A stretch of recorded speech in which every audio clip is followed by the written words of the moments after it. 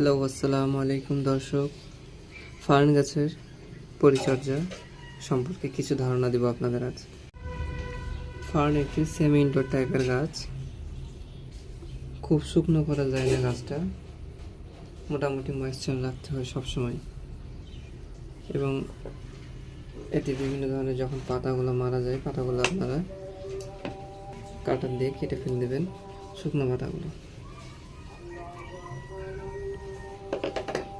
ফার্নে সবসময় ময়েশ্চার রাখার চেষ্টা করবেন এবং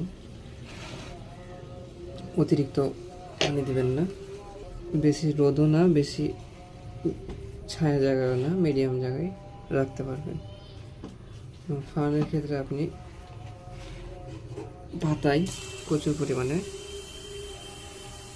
স্প্রে পানি ব্যবহার করবেন, তাতে ফার্ন সুন্দর থাকে। ফার্ন গাছের মাটি বেশি শুকনো করা যাবে না, বেশি শুকনো করলে গাছ মারা যাওয়ার ঝুঁকি বেড়ে যায়। ফার্ন গাছ ওয়াশরুমে, বাথরুমে ব্যবহার করা যায়, যাতে ওয়াশরুমের পানি ছিটে ফোটা লাগলে ফার্ন গাছ খুব সুন্দর থাকে।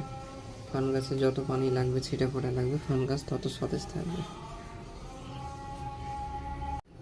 ফার্ন সহ যে কোনো গাছে অনেক সময় পিঁপড়ার উপদ্রব দেখা যায়। পিঁপড়ার উপদ্রব দেখা গেলে আপনারা হলুদের গুঁড়া বা নিমের তেল স্প্রে করতে পারবেন গোড়ায় বা গাছের পাতায়, তাহলে পিঁপড়া সহজেই মারা যাবে।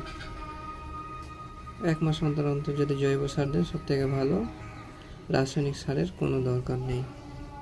ফার্ন আপনারা হালকা ছায়াযুক্ত জায়গায় রাখার চেষ্টা করবেন, তাতে ফার্ন সুন্দর থাকে, সবুজ সতেজ থাকে।